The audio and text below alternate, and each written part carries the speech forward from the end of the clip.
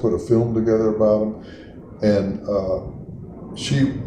Laurie was the whole resurgence of Art's career. Without Laurie. Yeah. And she had to, like, mother him. You know, she went on all the road trips, all the tours with us, trying to keep, and they met in Synanon. She had some sort of addictions or something, but had been able to overcome them. And Laurie was really great and really tried hard to take great care of Art, as best, and right up to the end. So, and she had, what does she call it? Widow's Taste. She has this label that she started.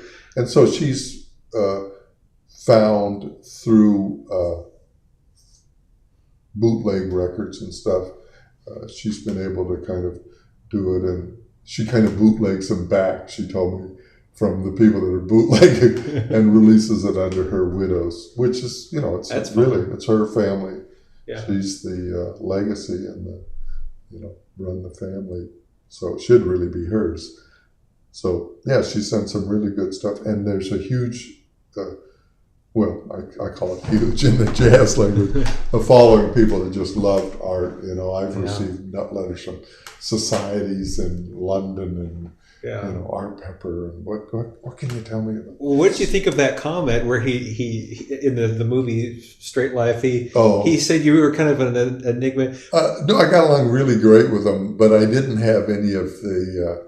He and Milcho would kind of really like go at each other, in this, and yet they had respect and a love for one another, and at the same time they would like just lock horns and clash. And on one tour, Milcho walked off the stage, and all this drama, and yet Carl Burnett and I were just sort of this steady force throughout all that. Of course, the rhythm section. We had, both of us had completely different sort of personalities, not that high, intense, and Art and Milcho both had those kind of intense personalities. So yeah, Art kind of looked at me as this sort of mellow guy in this setting, and it worked good in the setting, because Carl and I would get in there and haul the, because this was jazz touring, we're hauling the baggage, and and Art had health, and he had a huge hernia. Yeah. He had to wear a belt to keep it contained to play, and all these physical problems. That was pretty amazing that he would play.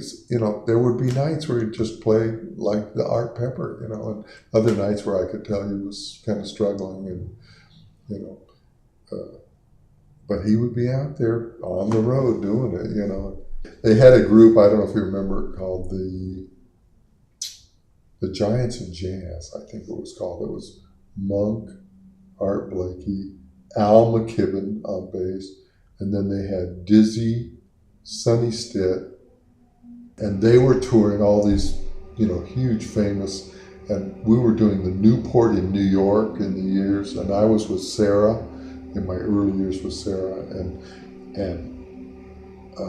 they were going to go on either before or after us, and Al McKibben had not shown up, and Dizzy, who they were all loved Sarah and were good friends, and so they came over and said, Bob, come on, you're going to play with us because we have to go on, and Al's not here. And I would have loved to have crawled in a hole, because I didn't know a ton of tunes, and I didn't know what they were doing, and they had no music, and that's and right.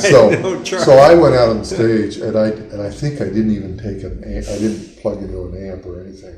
Just played. They put a mic, and I tried to play real soft and as transparent as possibly could be. But I think they played Round Midnight and Night in Tunisia. And I think about that time, Al McKibben showed up. He had overslept or something. There he was, so on the wing. So he came out with his bass, and I got out of there. So I did play a couple of tunes, just, but I was so frightened and nervous. And Sarah Vaughan was one of the thrills, 3 years ago. Jimmy Cobb was the drummer the whole time. I mean, it was like going to college or something. You could never get that kind of education. You couldn't pay for it.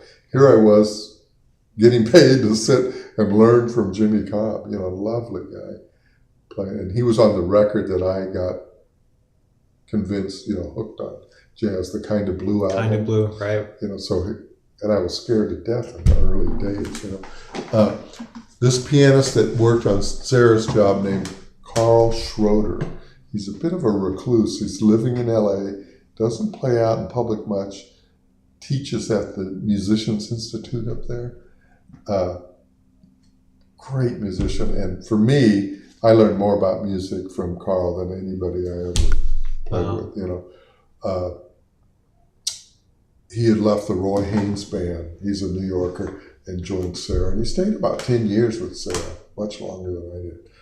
So Carl, and then, I got to work with Bud Shank. Bud Shank, yeah.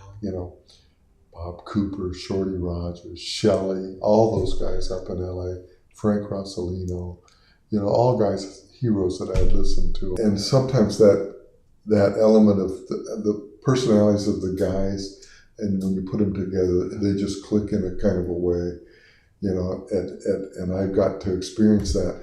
And it got where after a while, I had felt that feeling of playing with people, that were also really great human beings.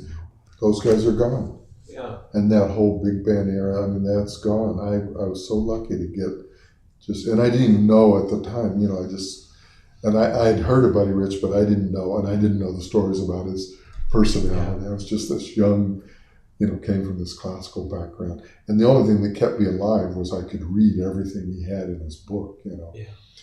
And somehow he liked me personally, and so I was able to survive, Because certainly young people come into the music in their stream of time, and they're gonna Chick Corea or whoever it is that they're at that point, Brad Meldau if you're a pianist, or Bill Stewart.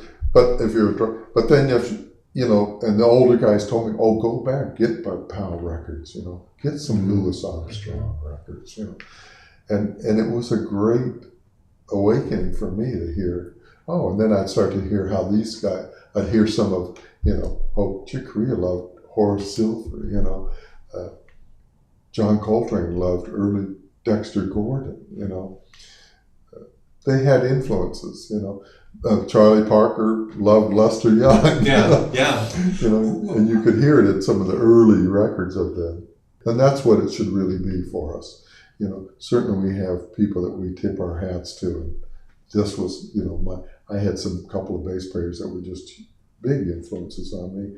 And then I eventually, hopefully, emerged and found my own Bob Magnusson thing from it. But I'm always indebted to them, and they're still some of my favorite guys. Steve Swallow was one of them. There was a wonderful bass player, and I think Mike played with him from Pasadena area. He grew up with Bobby Hutcherson, named Albert Stinson, who died very young.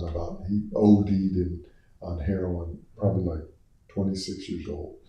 And there's very little recorded output, but he played in the Chico Hamilton quintet, the years with Gabor Szabo and Charles Lloyd, those years in there.